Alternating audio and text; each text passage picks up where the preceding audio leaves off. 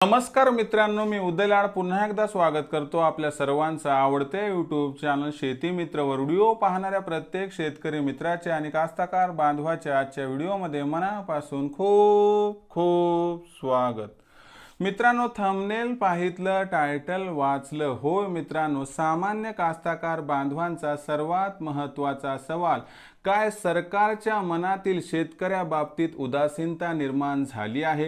काय सरकारच्या मनात शेतकऱ्याबाबतीत ही उदासीनता एवढी मोठी वाढली आहे की आता शेतकऱ्यांची भीती सरकारला राहिली नाही? हा प्रश्न सामान्य कास्तकार बांधव विचारत आहेत। मग हा प्रश्न तुमच्या मनात नक्की का बरं निर्माण झाला? आता तुम्हाला सध्याच्या कंडिशनला असं का बरं वाटत आहे की शेतकऱ्यांची भीती या ठिकाणी सरकारला वाटत नाही? या असणाऱ्या प्रश्नाचं अचूक उत्तर घ्यायचंय आणि एकदा सरकारच्या मनातील शेतकऱ्याबाबतीची भीती संपली तर याचा परिपाक काय झालाय हे तुम्हाला या ठिकाणी समजावून सांगणार आहे। त्यामुळे तुमच्या मनात काय या सिरीज अंतर्गत बळीराजा तुझ्या मनात काय रे ही सिरीज आपण चालवत आहोत। त्याच्यामध्ये हा सर्वात महत्त्वाचा तुमचा सवाल की शेतकऱ्यांची भीती सरकारच्या मनात उरली नाही का, याची अचूक माहिती प्राप्त करून घेण्यासाठी हा व्हिडिओ सुरुवातीपासून शेवटपर्यंत पहा। आवडला तर नक्की लाईक करा, सामान्य कास्तकार बांधवांपर्यंत पाठविण्यासाठी जरूर शेअर करा। यूट्यूबवर व्हिडिओ पाहत असाल तर चॅनलला सबस्क्राइब करून नोटिफिकेशन बेलला ऑल करा। फेसबुकवर पाहत असाल तर फेसबुक पेज शेती मित्र उदय लाड याला लाईक आणि फॉलो करा। तर बघा मित्रांनो, सामान्य कास्तकार बांधवाचा सर्वात महत्त्वाचा सवाल, तुमच्या मनातील सर्वात महत्त्वाचा सवाल, माझ्या मनातील सर्वात महत्त्वाचा सवाल, काय सरकारच्या मनातील शेतकऱ्यांबाबतीत उदासीनता आली आहे? काय सरकारला शेतकऱ्यांची आता भीती वाटतच नाही का? तर मित्रांनो, असं का म्हटलं जात आहे? तर उभ्या जगाचा पोशिंदा असणारा सामान्य कास्तकार बांधव, ज्याच्यावरती दुनिया चालती, त्या कास्तकार बांधवाची विचारपूस करणारा देखील कुणी नाही हे तुम्हाला उदाहरणादाखल समजावून सांगतो। बघा ना, मागचे काही निर्णय, ज्या वेळेस टोमॅटोचा बाजार भाव हा 200 रुपये प्रति किलो वरती पोहोचला होता त्यावेळेस सरकारने तो बाजार भाव कमी केला। मी म्हणत नाही सरकारचं या ठिकाणी चूक आहे, सरकारने ग्राहकांना दिलासा देण्यासाठी जो निर्णय घेतला तो अत्यंत योग्य आहे आणि कोणत्याही सरकारने हाच निर्णय घ्यायला पाहिजे। पण त्याच सरकारने रक्ताचं पाणी करून जेव्हा टोमॅटो हा बाजारात येतो, त्या लाल चिखलाचा बाजार भाव जेव्हा 1 रुपये प्रति किलो होतो त्यावेळेस गल्ली पासून दिल्ली पर्यंत बोलणारे कुठं जातात आणि त्यावेळेस सरकार सुद्धा काय करतंय हा सवाल सामान्य कास्तकार बांधवाचा आहे। तुम्ही 200 रुपये प्रति किलो टोमॅटो असताना त्याचा भाव 100 करा, हरकत नाही,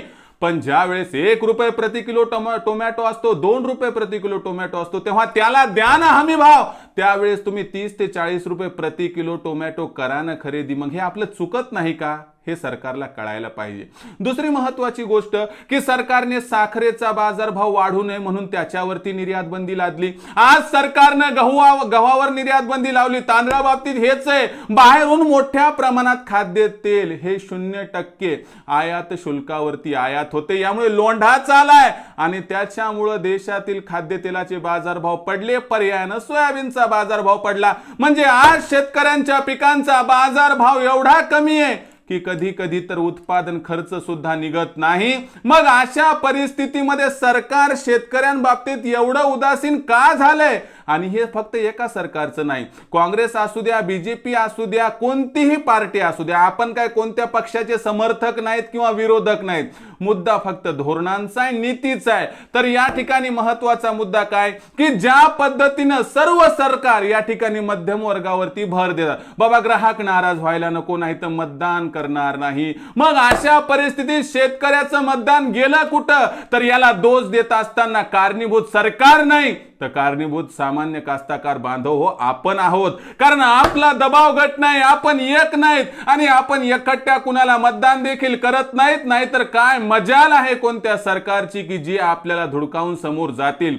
विरोधासाठी विरोध नको, समर्थनासाठी विरोध नको, फक्त हक्कासाठी आपण एकत्र यायला हवं आणि त्याच सरकारला मतदान करायला हवं, त्याच पक्षाला मतदान करायला हवं की जे आपल्या न्याय हक्काला मान्य करतील, जे सामान्यतः उत्पादन खर्चाला त्या ठिकाणी हमी भावाची जोड देतील. सरकारने सुद्धा विचार करावा की तुम्ही फक्त त्या ठिकाणी हमी भाव जाहीर करून मोकळे होतात, मग तो हमी भाव त्या ठिकाणी पाळला जातो का?